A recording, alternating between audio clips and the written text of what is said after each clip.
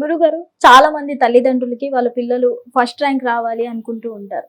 So వాళ్ళ పిల్లల కోసం, ఫ్యూచర్ కోసం మంచిగా వాళ్ళు చదువులోకి రాణించాలంటే అసలు ఏం చేయాలంటారు? వాస్తవానికి తల్లి ఇప్పుడు ఉండవలసిన జనరేషన్ లో హ్మ్. విద్య అనేది త్రినేత్రం. హ్మ్.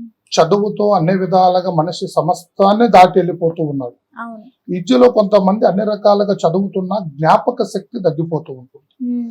ఆ జ్ఞాపక శక్తి వల్ల ఏమైతూ ఉంటారంటే చదివిన దాన్ని గుర్తు లేకోకుండా ఉంటుంటారు. హ్మ్. అలాంటి జ్ఞాపక శక్తి వల్ల కొంతమంది జాతక చక్రములో హ్మ్. చిన్నప్పుడు మనసులో ఉండవలసిన జ్ఞాన శక్తి 9 వరకు ఒక రకంగా ఉంటుంది, హ్మ్. 15 నుంచి ఒక విధంగా ఉంటుంది, 21 నుంచి ఒక నడవడిలో ఉంటుంటారు పిల్లలు. హ్మ్. వాళ్ళల్లో కొంతగా జ్ఞాపక శక్తి పెరిగే విధంగా హ్మ్. వాళ్ళ జాతక చక్రంలో కొంతమంది దైవ గడియలో జన్మించే స్థానం ఉంటుంది. ఓకే. కొంతమందిలో కొన్ని సమయంలో బ్యాడ్ టైంలో జన్మిస్తూ ఉంటారు. హ్మ్. మీద రావు స్థానంలో, హ్మ్. కేతువు స్థానంలో సంభవించి కొన్ని సమస్యల వల్ల హ్మ్. మనిషికి ఎంత ధైర్యం ఉన్నా గానీ విద్య జ్ఞాపక శక్తిని అనేది మర్చిపోయే విధంగా చేస్తూ ఉంటుంది అన్నమాట. అలాగ పిల్లల విషయాలలో అప్పుడు అల్లరి పెరుగుతూ ఉంటుంది, మన మాట వినరు, అవును. మనకు అదుపులో లేకోకుండా, మన చేతిలో లేకోకుండా వాళ్ళ స్థితిగతులు కూడా కొంత మారుతూ ఉంటుంటాయి.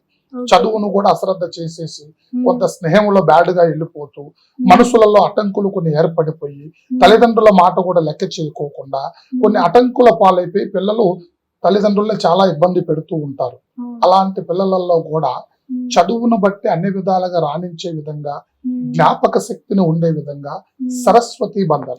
హ్మ్. సరస్వతి బంధన అనేది మనకు తాతల పూర్వీకుల నుంచి కూడా ఇంతకు ముందు జ్ఞాపక శక్తి లేకపోతే సరస్వతి లేహం, సరస్వతి ఆకులు, అలాగా సరస్వతికి సంబంధించిన కొన్ని గ్రంథకాలతోనే పిల్లల నేలక మీద రాసి వాళ్ళని మంచి చదువు, జ్ఞానము, తెలివి, బుర్ర, ఆలోచన ఉండే విధంగా, వాళ్ళలో మంచి తేజస్సు పెరిగే విధంగా, పిల్లలు మంచి ప్రయోజకులయ్యి మంచి స్థాయిలో ఉండే విధంగా కూడా వాళ్ళకు కొన్ని రకాలుగా సరి చేస్తూ ఉంటారు. ఎందువల్ల అంటే తల్లి, పిల్లలు 21 వరకు మనం పట్టుకొని కరెక్ట్ గా నడవడి చేస్తే వాళ్ళ సహజీవనం వాళ్ళు కరెక్ట్ గా నడిపిస్తూ ఉంటారన్నమాట.